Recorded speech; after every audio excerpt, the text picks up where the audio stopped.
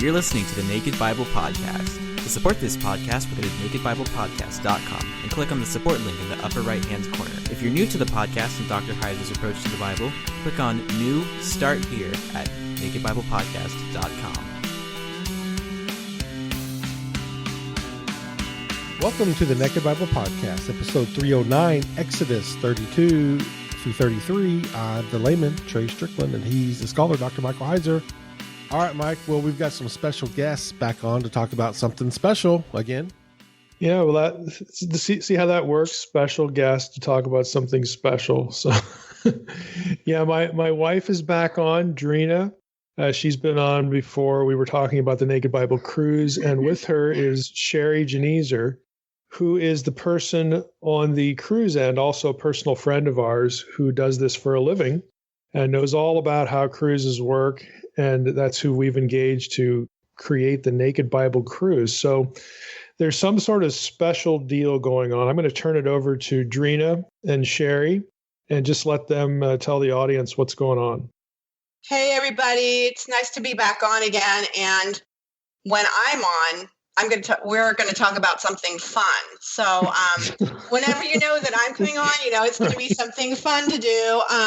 I'm really excited about the Naked Bible Cruise and my friend Sherry Genezer, who's a really dear friend of mine. And she's so good at what she does. She's a great multitasker. She has won awards at her job for what she does, which is putting together packages for people to travel. And I just want her to just explain a little bit about what she does, and then this fabulous deal that is going to happen if you guys sign up to go on the Naked Bible Cruise. So go ahead, Sherry.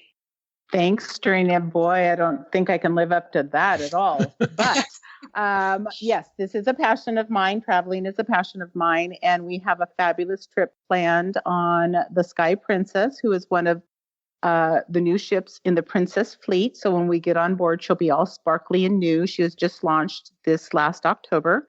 We'll be heading out of New York, round trip, making it easy for people to come in and out.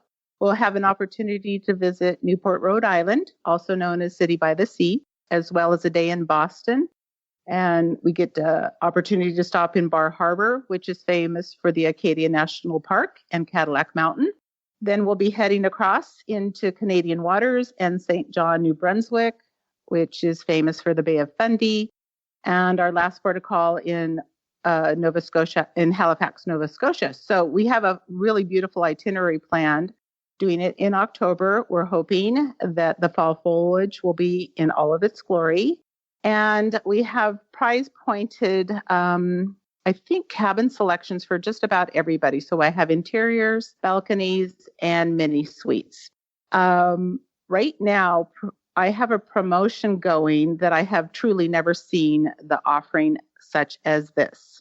So the first thing is the premier beverage package. So that includes up to 15 alcoholic beverages a day, which if you were to consume that, I don't know how much of the trip you would enjoy, but you could do that. Specialty coffee for those of us who are very much our coffee snobs. Soda drinks, juices, milkshakes, things like that. That's all included in the premier beverage package, as well as the gratuities for that package. I don't hear tea. And teas, specialty teas, Mike, specialty teas, just for you. Okay. Just thought I'd let you know. Okay, and even an occasional milkshake or a frappuccino. Okay. Awesome. So that's included. Okay, that's a $495 value per guest.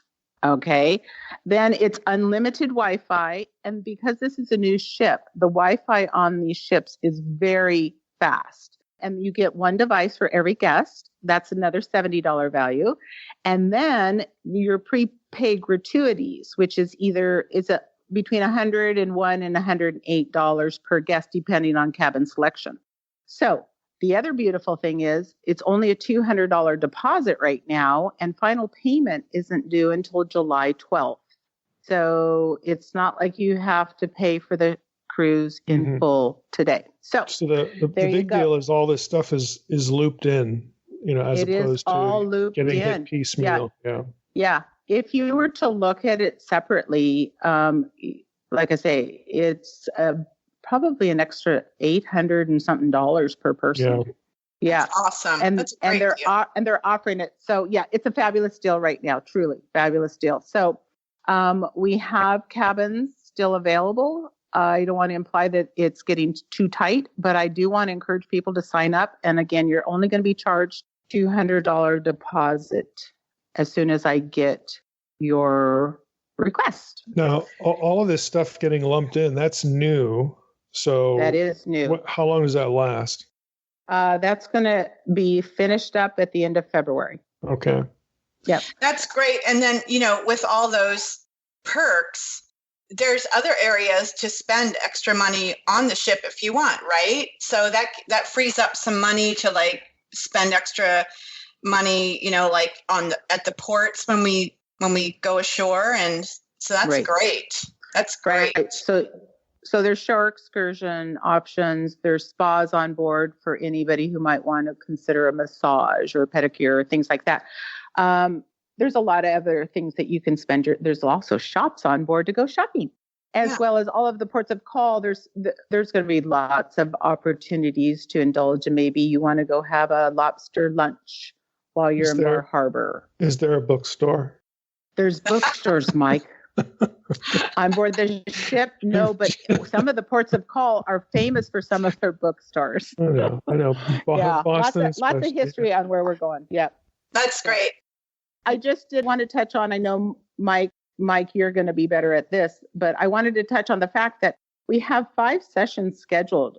Mike will be speaking, and he's talking on the unseen realm, a deeper dive. Yep. Oh, I have lots of topics to jump into. So. Yeah. Right. And let's not forget, one of the great things about this is getting to meet you people and connecting and making friendships. And to me, that's one of the biggest perks is getting to put a face behind names that we have seen either through Instagram or Facebook or emails. Mm-hmm. And it's just great to meet people who, love the content and love Mike, and we love you guys too. And we're just excited to actually meet and spend time with you guys and make friends. So that's one of the biggest perks for me as well. And I know Mike feels that way too. No, I do, but you're more the people person, so you don't have to convince anyone. So anybody that signs up for this cruise will get to correspond with Sherry because she's the direct person that you will sign up under. Yeah. Yep. And the easiest way to do it is to go to nakedbibletours.com. It says there's a little tab that says join us. You'll be asked to do a signature authentication, and then you'll fill out a form that will come directly over to me. That has your name, birthday, passport information, what kind of cabin selection you want, as well as your credit card information, and I'll get you booked.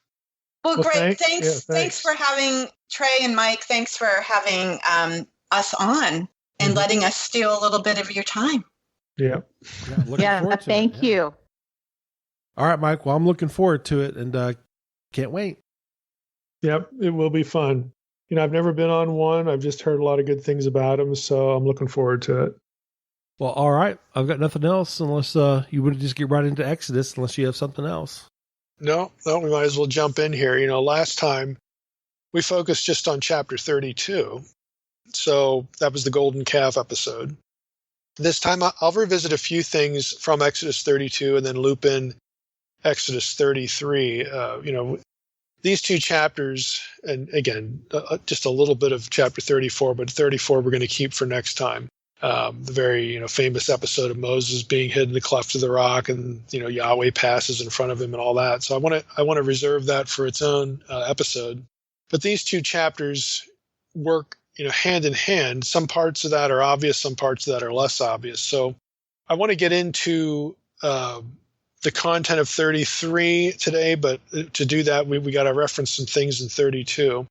And toward the end, I'm again going to give listeners a chance to get a hold of some articles that really deal with literary structure of the passages, because depending on how you perceive what the writer is doing with the arrangement of the material.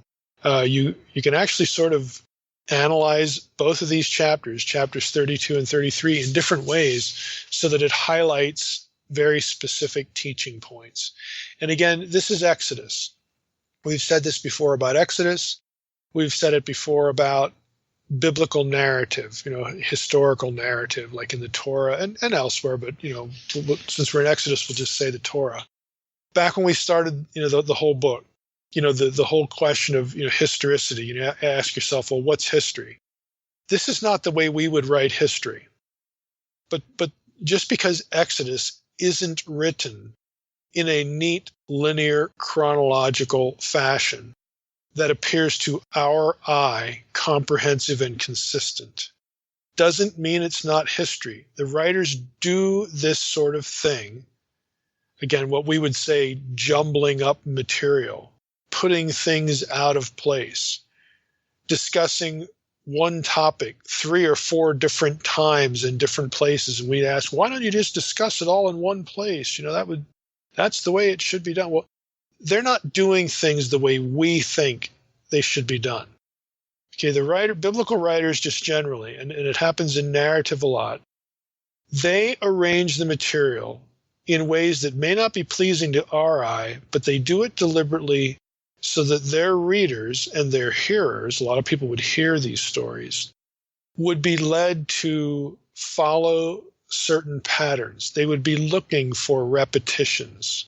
They would be able to tell, because it's their culture, that the story is moving one way and it's going to reach a point and then hinge backward to really where it started.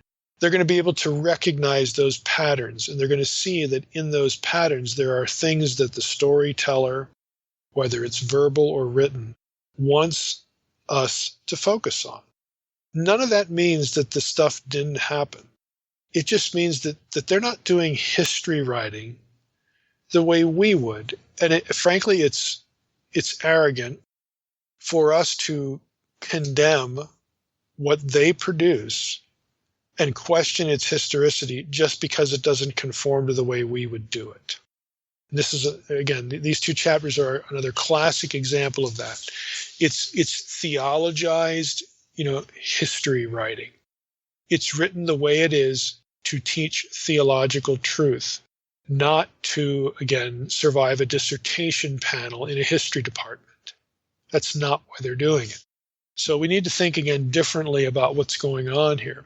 So last time, again, we went through the golden calf episode. We could start with, again, a little bit of, rehashing, and we know the story. Moses is up on the mountain. He doesn't come down for 40 days. The people panic. They say, hey, they go to Aaron. They basically surround him, intimidate him, and say, make us gods, make us an Elohim that will go before us. And Aaron does that, and we get the golden calf. And as we talked about last time, it's very likely that they thought, what they're trying to do is bring Yahweh's presence back into the camp because they are directionless and leaderless. They can't go back. They can't go forward. They're in a bad place, but it's unacceptable. And again, if we read 11 through 14 in chapter 32, we get sort of the flavor of this outcome. God is angry, and he's threatening to destroy the people. And verse 11 says, but Moses implored the Lord his God and said, O Lord, why does your wrath burn hot against your people, whom you have brought out of the land of Egypt with great power, with a mighty hand? Why should the Egyptians say, with evil intent did he bring them out, to kill them in the mountains and to consume them from the face of the earth? Turn from your burning anger and relent from this disaster against your people. Remember Abraham, Isaac, and Israel, your servants, to whom you swore by your own self and said to them, I will multiply your offspring as the stars of heaven, and all this land that I have promised I will give to your offspring, and they shall inherit it forever. Then verse 14 says, and the Lord relented from the disaster that he had spoken of, bringing on his people. So you get this episode here in 32, where God is angry. Moses essentially talks them out of annihilating the Israelites. But what happens is later in chapter 32, and this is going to affect, some things in chapter 33, Moses gets angry. He gets as angry, really, he gets as angry as God was at the Israelites. So it's like the tables turn. And it's not that God isn't angry, because God still seems angry at the end of chapter 32, because he punishes the Israelites with a plague when the chapter ends. Let me read how the chapter ends. So again, think about this. Verses 11 through 14, Moses talks God out of destroying Israel. God relents. And then, you go on, with the rest of the episode, and you hit verse 25. When Moses saw that the people had broken loose, for Aaron had let them break loose to the derision of their enemies, then Moses stood at the gate of the camp and said, "Who is on the Lord's side? Come to me." So basically what's happened, let me just interrupt, is you have things just degenerating in the Israelite camp. They're out of control. Moses comes down from the mountain, sees what's going on. The people are just out of control. And Aaron's not doing anything to help the situation. So again, even if they might have had good motives, they are now thinking, maybe they're thinking they're worshiping Yahweh, but it's just a free-for-all. There's immorality, there's debauchery, the whole bit. Okay, and so Moses sees this. He stands in the gate of the camp and said, "Who is on the Lord's side? Who's on Yahweh's side?" Okay, we're gonna take care of this episode. So now the text of Exodus 32 doesn't have Moses pleading for them that God would be merciful. God told him what's going on there. He's saying that your people have forsaken me. They've forsaken what I commanded them. And Moses is like, "Oh, don't destroy them." But when Moses actually shows up and sees what's going on, now Moses has had it. And he says, "Who's on the Lord's side?" And all the sons of Levi gathered around him. Verse 27. And he said to them, "Thus says the Lord God of Israel, put your sword on your side, each of you, and go to and fro from gate to gate throughout the camp, and each of you kill his brother and his companion and his neighbor." And the sons of Levi did according to the word of Moses. And that day about 3,000 men of the people fell. And Moses said, "Today you have been ordained for the service of the Lord, each one at the cost of his son and of his brother, so that he might bestow a blessing upon you this day." So Moses launches a campaign of capital punishment against the people, and we're gonna talk a little bit about this, like who exactly was involved here, who's the target. Moses essentially, he says, "Thus says the Lord God," but again, God had, we think, or we presume, had relented earlier. So how does God's answer to Moses earlier, "Okay, I won't destroy them," how does that jive with Moses going down there and saying, "Hey, you Levites, go kill the people responsible for this"? And even then, it's not over. Again, it feels like it just doesn't fit. It feels, contradictory. Like, if God was okay, we're not going to kill them, why would Moses think that it was appropriate for him to do this, to announce this? Or why would God change his mind and tell Moses to do this? It just has this weird feel to it. Verse 30, the next day, so the day after 3,000 of these men are killed, the next day Moses said to the people, "You have sinned a great sin. And now I will go up to the Lord. Perhaps I can make atonement for your sin." Well, what's that? I thought those responsible had just been dealt with. I thought God had already noticed that the text never actually said this, but the impression you get is I thought God had forgiven them way back in verses 11 through 14. No, it just said that God relented. He didn't destroy them. It doesn't actually say that he forgave them or anything like that. But it is very easy, for us to look at this and wonder, well, what's going on here? Shouldn't at least the prior verses 25 through 29, when these 3,000 guys are killed for whatever they did, in relation to the golden calf, why didn't that take care of the problem? Now it's like everybody's in trouble. In verse 30, "You have sinned a great sin. I will go up to the Lord. Perhaps I can make atonement for your sin." Verse 31. You're just wondering, how does this all go together? So Moses returned to the Lord and said, "Alas, this people has sinned a great sin. They have made for themselves gods of gold." Of course, God already knows that. Verse 32, "But now, if you will forgive their sin, but if not, please blot me out of your book that you have written." So Moses wants God to forgive them. And you could ask, well, didn't God already do that? And again, how does one section of the chapter fit with the other section of the chapter? Verse 33, the Lord said to Moses, God's answer is pretty categorical. Whoever has sinned against me, I will blot out of my book. But now go, you Moses, go. Lead the people to the place about which I have spoken to you. Behold, my angels shall go before you. Nevertheless, in the day when I will visit their sin upon them. Then the Lord sent a plague on the people, because they made the calf, the one that Aaron made. And that's the end of chapter 32. It just seems like people get punished more than once. People sort of get forgiven more than once, but then they still get punished more than once. What's going on here? Sarna, of course, notes this problem, and he even adds a little bit more to it. So here's what Sarna says in his commentary about this whole issue.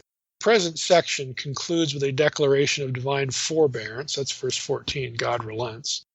Nevertheless, verses 30 through 34 record Moses' entreaty of God, and verse 30 expresses his hope that perhaps I may win forgiveness for your sin. To this complication may be added the fact that the parallel account in Deuteronomy 9:15 through 21 has Moses descending the mountain immediately after being apprised of the situation below and making intercession only after breaking the tablets. So it's a little bit different than the one in Exodus here. Many modern scholars, Sarna says, explain the anomalies as resulting from the amalgamation of varying traditions. This is, again, source criticism. Ibn Ezra concludes that verses 11 through 14 are out of chronological sequence and belong after verse 31. They have been placed here because they are Moses' response to God's intimation in verse 10 that intercession would be effective. Understand the text differently, Ramban believes that verses 11 through 14 are in the correct place and that Moses made two separate intercessions. This is actually sort of a traditional view. This is me, commenting now. This is actually a fairly traditional view within evangelical circles. Sarna continues, the first of these two separate intercessions, verses 11 through 14, was intended to gain rescission of the threat to destroy Israel, whereas the second, verses 30 through 34, was to obtain forgiveness after the pulverization of the golden calf and the punishment of the transgressors. Rambam notes that in the version in Deuteronomy, events are telescoped because the story appears in a different context and is narrated for a different purpose. Again, that's the end of Sarna's, little introduction to the problems. Now, other scholars don't see a contradiction. Again, they view it as two separate intercessions. Durham is sort of one of those in his Word Biblical Commentary. He writes a little bit about how he understands things. He says the implication of this statement in verse 14, that God relents, is of course that he tempered but did not altogether waive his judgment. And this implication is confirmed in the continuation of the narrative at both 32:34 and verse 35, and also into chapter 33, verse 17, and even chapter 34, verses 6 and 7. So Durham again is saying, well, these are sort of different. They're different focus points. God doesn't actually forgive them the first time. He just says, okay, I won't destroy them. But the issue of their forgiveness is still up in the air. And again, so there's two separate contexts, two separate intercessions here. And that's how Durham in Word Biblical Commentary handles it. And again, that's fairly common, as I noted before. Durham adds later on, he says, thus Moses, reminding the people once more of the gravity of their sin in verses 30 and 35, announces to them that he will reascend the mountain toward Yahweh to seek atonement for them. He pleads with Yahweh, this time stating with candor the sin and its critical seriousness. In a phrase that seems awkwardly incomplete in Hebrew, either a word is dropped out or the narrator is attempting to represent Moses having difficulty saying what he wants to say. Moses asks Yahweh to forgive Israel or to erase his own name from the book Yahweh has written, a reference apparently to a register of those loyal to Yahweh and thereby deserving his special blessings. And he quotes Psalm 69:28, Isaiah 4:3, Ezekiel 13:9. We did a whole episode on heavenly books, by the way, this idea, and you could go back to the podcast. You Google the Naked Bible Podcast, heavenly books, and you're going to find that. But the point here is that Durham's saying, look, it's two different things, two different contexts, different points of intercession. And he doesn't really see a contradiction here. Now, Yahweh, of course, replies, and he's not going to blot Moses out of his book. He's going to say the one who's going to be blotted out is the one who's guilty, and that God says he will visit their sin upon them. But who's going to get visited? It seems like the perpetrators were already killed. So, like, who's left? Durham actually doesn't discuss that. He sort of omits that issue. And again, this is why others see real problems here, disjointing, some contradictory feel to it, and others, sort of just don't. It's two different things. Who cares? As far as answering the question, though, of who's left for God to judge after the Levites killed off the golden calf offenders, the answer seems to be found in, again, Exodus 32, 26, and 29. Recall, this is going to tell you sort of where I'm at a little bit. I do think there are differences between the two intercessions. So I tend to be a little bit more in the traditional camp here, but I think we have to loop some other things into the picture that I think justify that. So to this point, think about Exodus, where we've been in the book. The only priests consecrated to serve in sacred space were who? Aaron and his sons. We don't have a reference. I mean, it seems odd because, again, when we talk about the priesthood and the sanctification of the priesthood, all those chapters about, you build the ark, you build the golden lampstand, and the priests wear this and that, and they go through a ceremony and blood gets put on the ear and the toe. It feels like it's easy for us to think that this is happening to the tribe of Levi. It's not. The only priests you have up to this point that are specifically named are Aaron and his sons. They're the ones who get installed. But recall even earlier that before we had the installation of Aaron and his sons, there were others who are unnamed, other people. We don't know what tribe they're from. There's no specific tribe doing this, that did priestly things. They offered offerings and sacrifices and whatnot. There were others who performed priestly tasks. Now, commentators, again, recognize that, and they use that, again, to help explicate the issue here. Commentators are in consensus that the description of the capital punishment in Exodus 32, since it's juxtaposed with the loyalty of the tribe of Levi, commentators will suggest, let me just reread it to you, just so you get the feel for it. The next day, this is after 3,000 are killed. The next day Moses said to the people, "You have sinned a great sin. And now I will go up to the Lord. Perhaps I can make atonement for you." Yeah, and so there's still this atonement issue. There's still people out there who are bearing guilt. So there's a wider group. And the killing itself was initiated by who's on the Lord's side. And the tribe of Levi are the ones who are loyal. So you have three groups. You got the people who are going to get killed. They're guilty of something in relation to the golden calf. You got the Levites who are not guilty of the golden calf episode. And then you've got the wider people. So if you keep those three groups in mind, what you actually, again, what commentators will actually do with this is they'll say, we think that those who were killed by the Levites were these other people who were doing priestly tasks prior to the creation of the actual priesthood. So whoever these people were, they become outsiders. They had formerly been doing things in the worship of Yahweh or in the service of Yahweh, doing these offerings and sacrifices and whatnot that we've talked about in other parts of Exodus in relation to the priesthood. These are the ones who went to Aaron. Again, this is speculative, but again, you can see how this argument develops. These are the guys who went to Aaron, wanted this golden calf created, participated in the gathering of the material to create the golden calf. They were enthusiastic about the golden calf, blah, blah, blah, blah, blah. And they got the people to worship it. These are the guys who are targeted when Moses comes down from the mountain and says, who's on the Lord's side? The tribe of Levi says, we're on your side. We are on Yahweh's side. We are with you, Moses. We are not defining Yahweh as this golden calf. And Moses says, well, thus says the Lord God, take your sword, go kill those guys.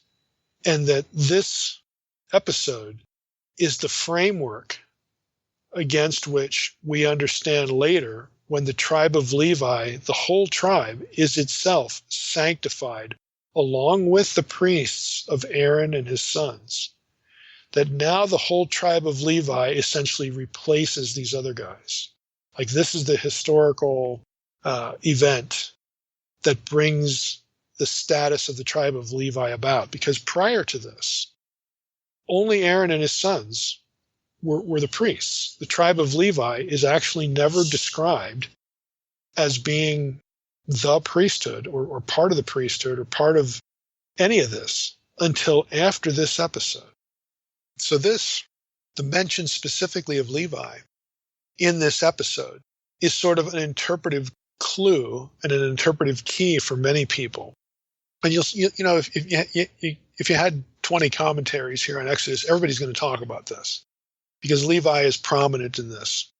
They're going to see this as really, again, how to sort of parse who's getting punished and whatnot. Now, if we go back to Exodus 32:11 through 14, and Moses is saying, hey, don't annihilate the people, you say, well, how would that get taken care of? Well, here's how it would go. God is angry with everybody. This is, these people don't deserve, me to be their God, and they've broken my command, and here they are making this grave image. I'm just going to destroy everybody. I'm going to take you, Moses. Think about the wording that God uses. God says, when he's threatening to destroy the people, he says, let me alone that my wrath may burn hot against them, and I may consume them in order that I may make a great nation of you. So he actually quotes the Abrahamic covenant, the part about making it a great nation from the descendants of Abraham.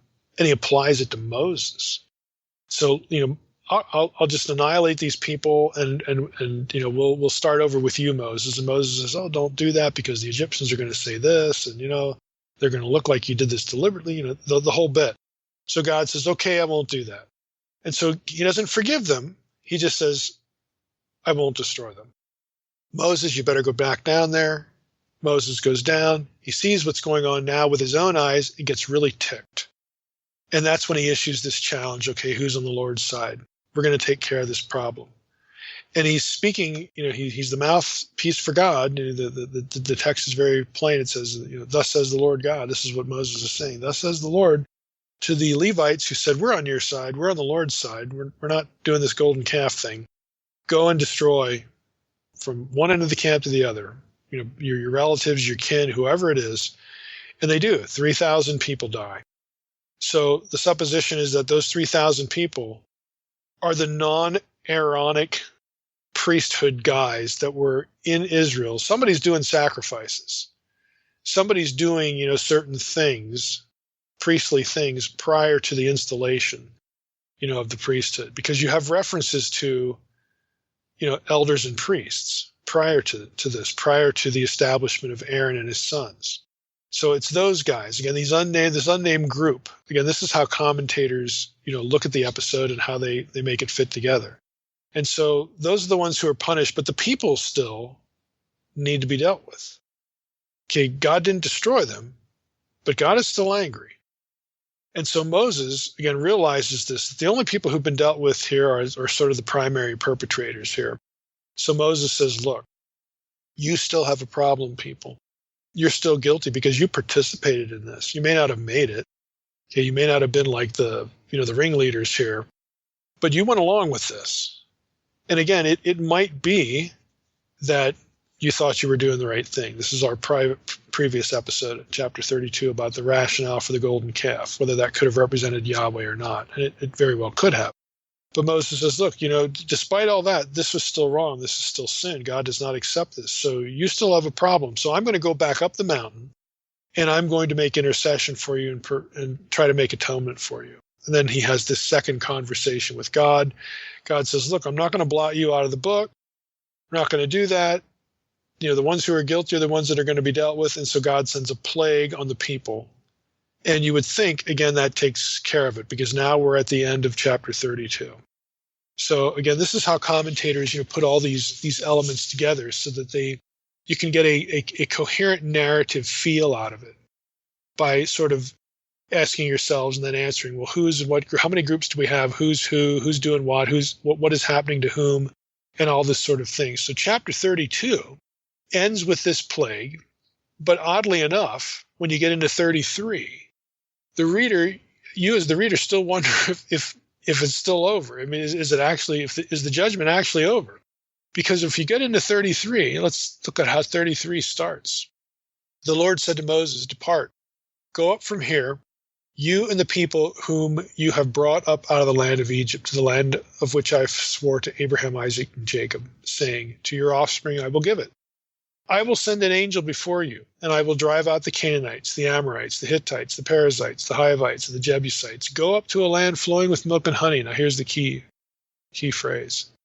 "But I will not go up among you, lest I consume you on the way, for you are a stiff-necked people." And when the people heard this disastrous word, they mourned, and no one put on his ornaments. Oddly enough, there's another reference to ornaments. Again, it has a religious feel to it. "For the Lord had said to Moses," verse 5, "say to the people of Israel, you are a stiff-necked people. If for a single moment I should go up among you, I would consume you. So now take off your ornaments, that I may know what to do with you." Therefore the people of Israel stripped themselves of their ornaments from Mount Horeb onward. Now, if these ornaments, whatever they were, have, again, like the rings of gold, if they have some religious significance, did they put these things on again? Are they talismans? Is this something God is upset with? Or is God saying, look, you wear that stuff, you're not on my side. You take it off, you are on my side. So let's go. Let's see what side you're on here. Again, it's tough to know exactly what's going on because we don't know the nature of these ornaments.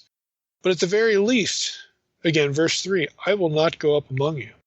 Now, you would think after the plague that ended chapter 32 that the matter is settled.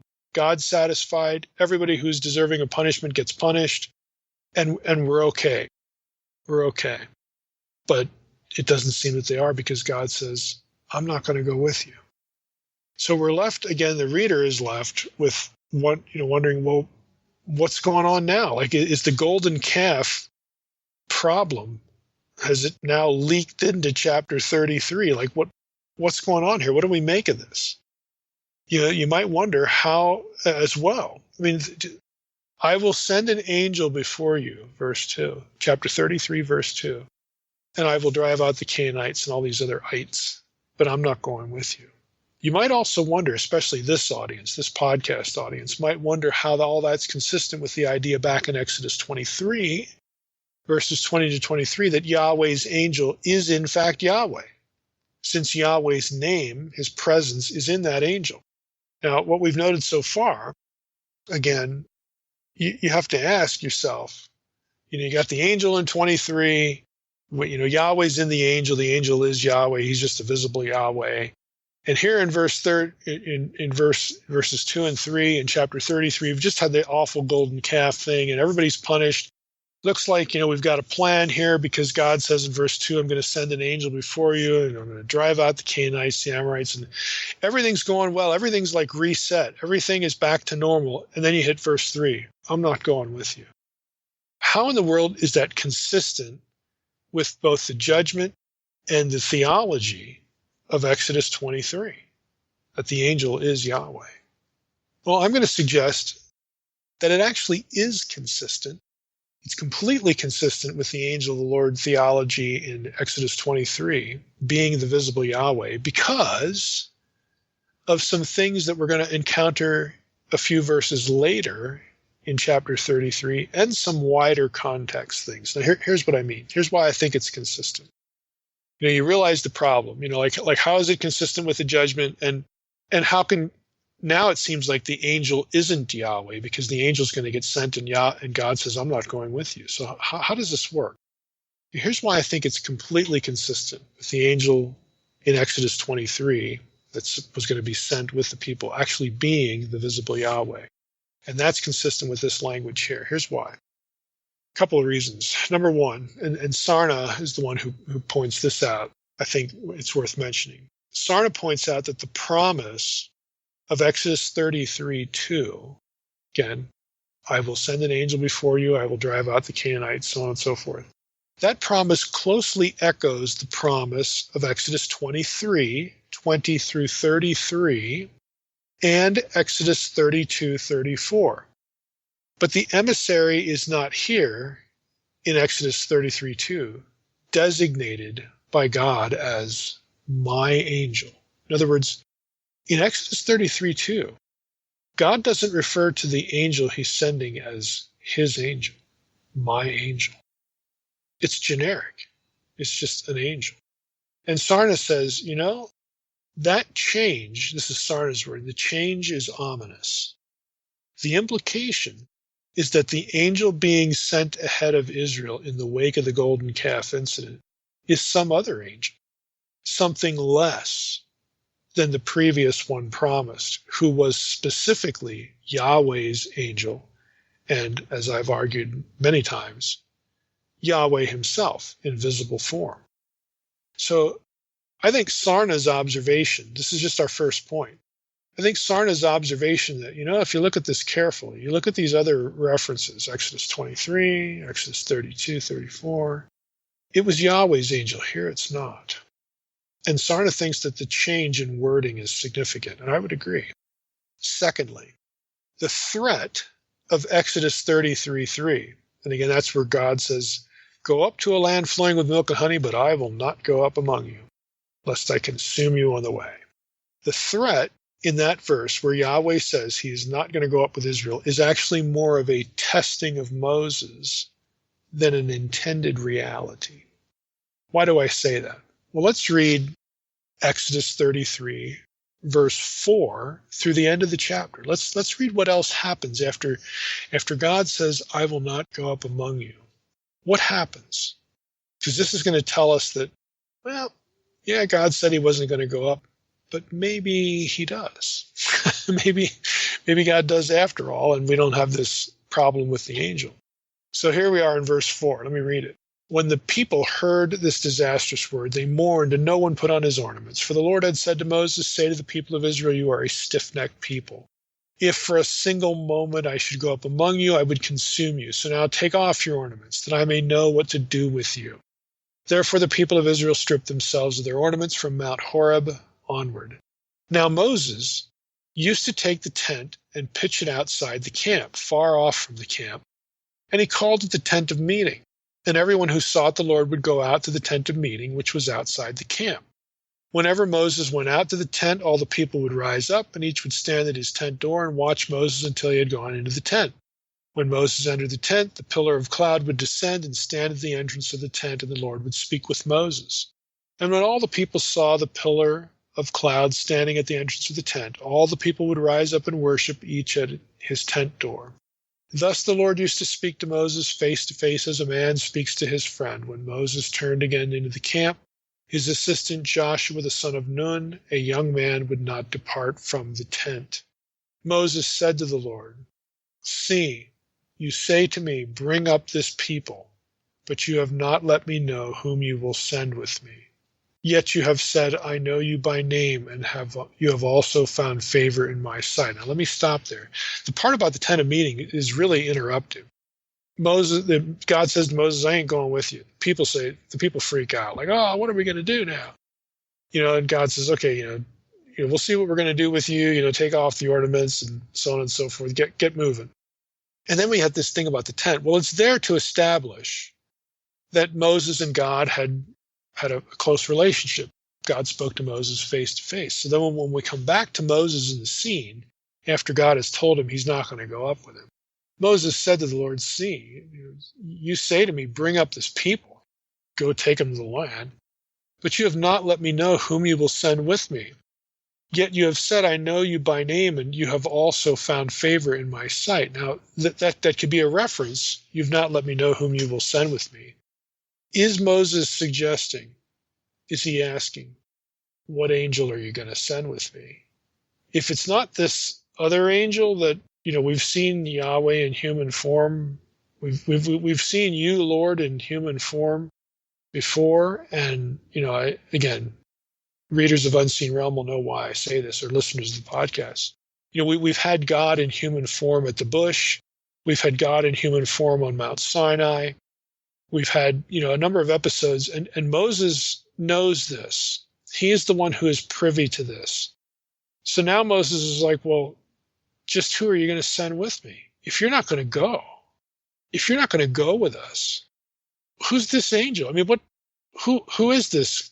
Because it's not you. I mean, it's actually an implied evidence that Moses knows that the earlier, Yahweh in human form is the angel that had originally been promised. But now he's uncertain. Like, okay, if it's not you, then who is it? Like, what's going on? Who are you going to send with me? If it's not you, I want to know who it is. Okay, so, we can make sense of the language. And Moses is like, you're doing this to me, yet I know you by name, and you have also found, you tell me that I've found favor in your sight. This is what you're saying. You have said to me, I know you by name, and you have also found favor in my sight. Now, therefore, if I have found favor in your sight, please show me your ways that I may know you in order to find favor in your sight. Consider, too, that this nation is your people. Here's God's response in verse 14. And God said, my presence will go with you. Okay? My presence. Now, there's something interesting in Hebrew here. A couple of things interesting in Hebrews. My presence will go with you. That's ESV. In the Hebrew, the words with you are not in there. It just says, my presence will go. And I will give you, and the verb is, the form is singular. I will give you rest. Now, rest, if you're going to look at the conquest accounts, I will give you rest. The phrase about giving people rest means means subduing the land's inhabitants. For instance, Joshua 21:44 says this. The Lord gave them rest on every side, just as he had sworn to their fathers. Not one of all their enemies had withstood them. For the Lord had given all their enemies into their hands. So giving them rest is conquering the enemies. Joshua 22:4. And now the Lord your God has given rest to your brothers, as he promised them. Therefore turn and go to your tents in the land where your possession lies, which Moses, the servant of the Lord, gave you on the other side of the Jordan. Joshua 23:1. A long time afterward, when the Lord had given rest to Israel from all their surrounding enemies, and Joshua was old and well advanced in years. Okay, so this idea of giving rest is subduing the land's inhabitants. So, God has now said in verse 14, back up in, let me just read it to you. Back up in chapter 33, verse 2, I'll send an angel, just a generic angel with you, and I'll drive out the Canaanites. But I'm not going with you. Now here he says, my presence will go, and I will give you, again, singular, I will give you rest. I'll subdue the inhabitants of the land. Verse 15, and he said to him, this is Moses talking now, Moses said to him, if your presence will not go with me, do not bring us up from here. For how shall it be known that I have found favor in your sight, I and your people? Is it not in your going with us, so that we are distinct, I and your people, from every other people on the face of the earth?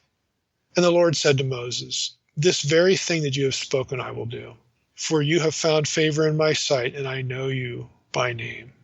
Moses said, this is verse 18, please show me your glory. Let's stop there. Look at the conversation. God is reassuring him, look, I will go. And we can't say that he's saying this just for Moses' sake, like to give Moses peace. I'll give you, singular, you Moses, I'll give you rest, just you. No.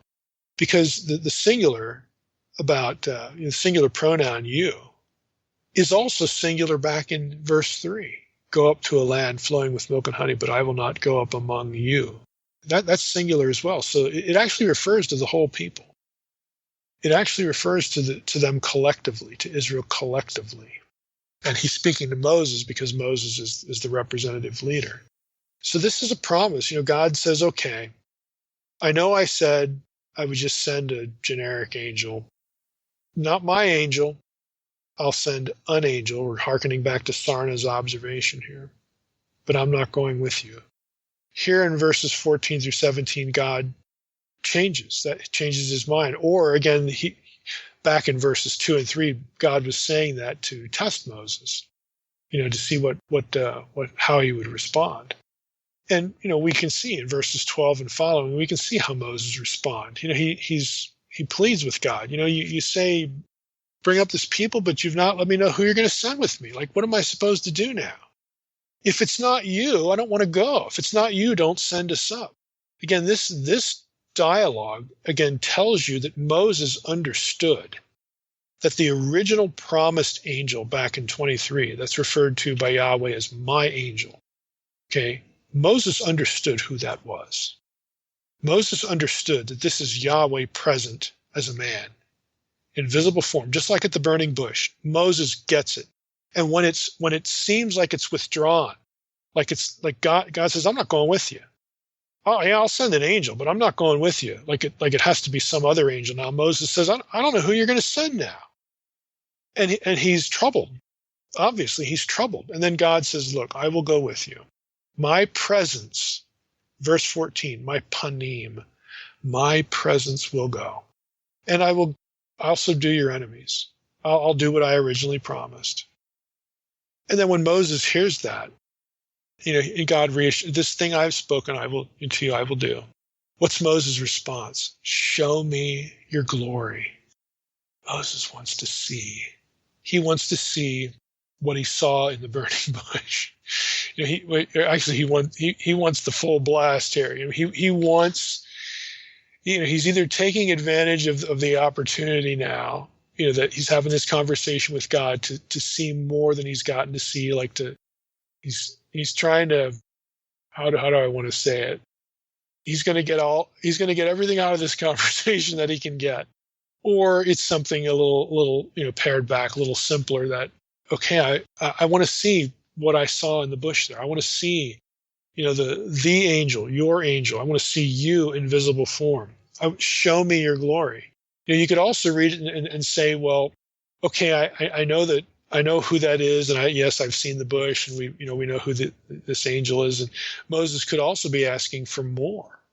He wants to see God's presence directly, not mediated by the angel. I mean, you could read it that way too. And when we get to chapter 34, next episode, I tend to think that Moses could be going down that trajectory. But so what God replies in verse 19 is, God says, I will make all my goodness pass before you, and will proclaim before you my name, the Lord. Isn't that interesting?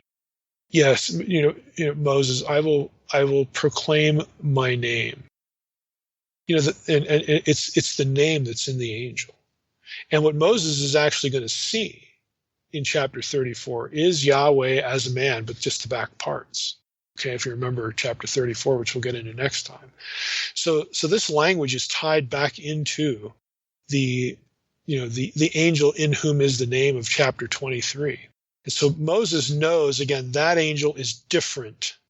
That angel is Yahweh. That angel is the presence of Yahweh in visible human form.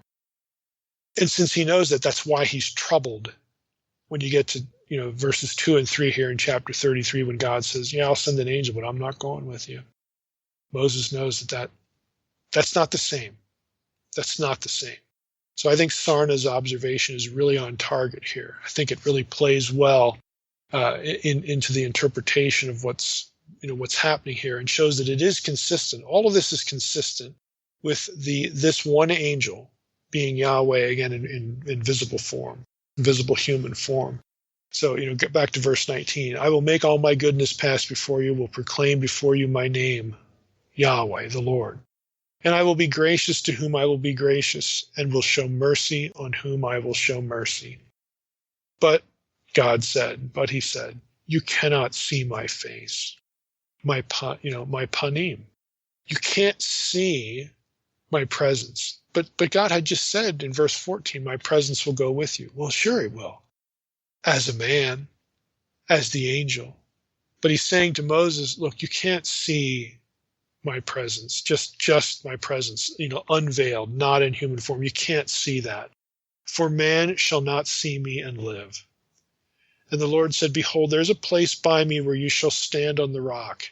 And while my glory passes by, I will put you in a cleft of the rock, and I will cover you with my hand. By the way, God has to be embodied as a human to have a hand.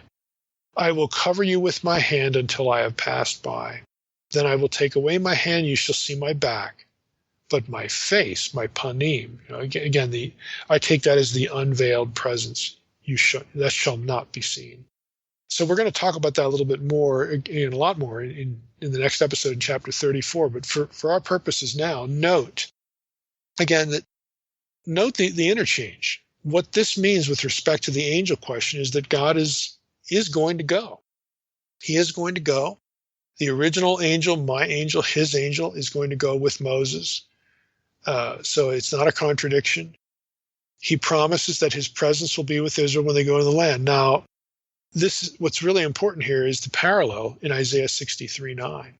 Because there, Isaiah 63:9, when it's recounting the history of this, the Exodus from Egypt and then the journey to the land, it actually refers to the delivering angel as the angel of the presence, the angel of God's presence.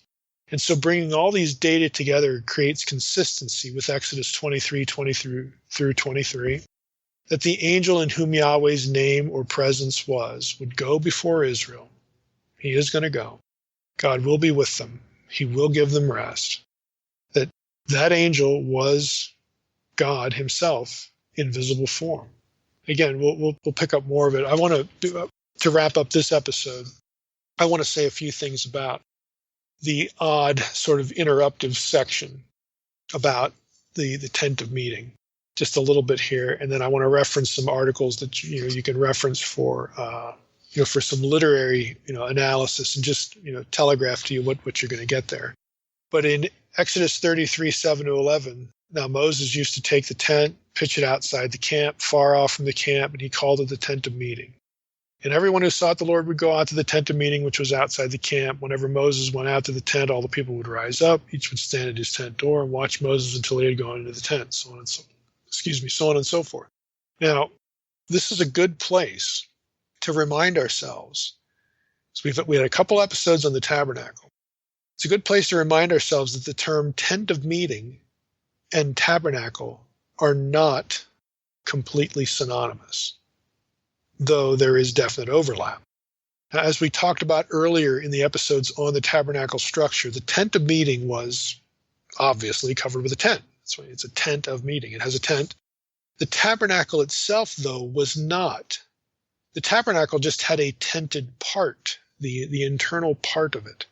The tented part of the tabernacle was within the walls of the overall tabernacle structure. In other words, the tented part of the tabernacle was the tent of meeting. But the two, they're not completely synonymous.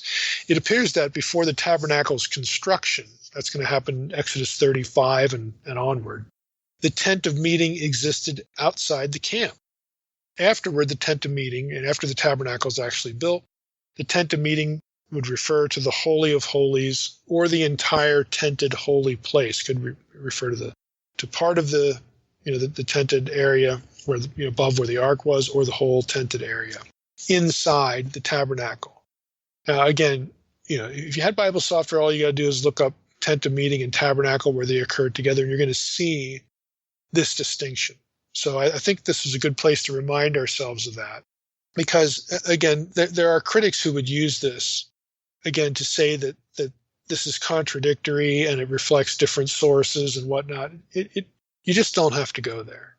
When we talked about the tabernacle itself, like with Friedman, the controversy over Friedman's idea that the tented structure, the tent of meeting, the tent was moved inside the temple when the temple was constructed. Again, I this is just me. I think that they're, unless you're just going to take those metaphorically, which there doesn't seem to be a whole lot of merit for that. If those verses mean what they say, this would make sense. It would make sense that the tent of meeting, the tent, is different than the overall tabernacle, and it refers to a subset, of the tabernacle institution, or the tabernacle sacred space that was covered by the tabernacle. It makes sense that this is a subset. that could actually go inside the temple. Again, you could go back to those episodes and listen to that. But again, this is a good place to remind ourselves that the terminology overlaps, but we don't have a totally synonymous relationship here. Lastly, again, I want to draw your attention to two articles I put in the protected folder that provide literary and structural analysis of Exodus 32-34. Again, if you're interested, you can get access to these articles. I do think that they are, certainly, worthwhile, taking a look at. The titles of the articles are, one is by Ralph Hendricks, a literary structural analysis of the Golden Calf episode of Exodus 32:1 through 33:6. It's an Andrews University Seminary Studies Journal article. And on page 212, he takes Exodus 32 and 33 and puts it into a nice chiasm. And then he summarizes the conclusions. It's interesting, if you look at the chiasm, and obviously this doesn't translate well to podcasting, but if you get the article, you can look at it. The central point of the chiasm is Exodus 32:26a, the first part of verse 26, which is the opportunity for repentance among the people. So that seems to be, again, what the writer was trying to get the people, was trying to get his readers to see as the most important thing in these two chapters. So you have, lots of parallels, just like a chiasm works. You have first 6 verses of Exodus 32 are going to parallel verses 33, 4 through 6. Okay, you just have to go look at it visually. But this would explain, again, if the chiasm works, and it certainly seems to work, it's actually very obvious once you see it. This would explain why the episode isn't given in strict chronological fashion. The writer doesn't want to do that. He wants to chop up the elements, put them in a chiastic structure to highlight the theme of repentance. That's just what they're doing. It doesn't mean that the events aren't historical. It means that's not the way history is told. That's not the way history is put forth in biblical literature. This happens, again, this literary kind of stuff happens a lot. The second article is by Dale Ralph Davis, Rebellion, Presence, and Covenant, a study in Exodus 32 through 34. This is from Westminster Theological Journal in 1982. The other one was in 1990. This actually gives several possible structures that are not chiasms of chapter 32. And then within chapter 32, he offers a chiastic structure that is different than Hendricks, because Hendricks goes through over both chapters. But Davis actually offers one within chapter 32. And again, highlighting important themes, theological teaching themes in the presentation of the material. This is often, here's the point, this is often how the Old Testament, and really the Gospels do this too, this is how the Bible presents history. Okay, it tells you something happened, and you can believe that something happened. The information that XYZ happened is trustworthy.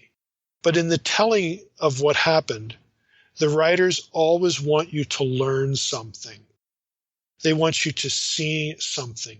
They want you to be thinking about not just the nuts and bolts of, oh, this event happened, and here we had this event, that was followed by that event, and another event. This is how we do history. Rather, what they want you to do is they want you to recognize things that happened in the past and what it teaches you about God or yourself or the people in the story. What are the spiritual lessons? So Scripture will present a retelling of the past in this way. It is not interested in many instances of producing a catalog or a chronology or an itinerary.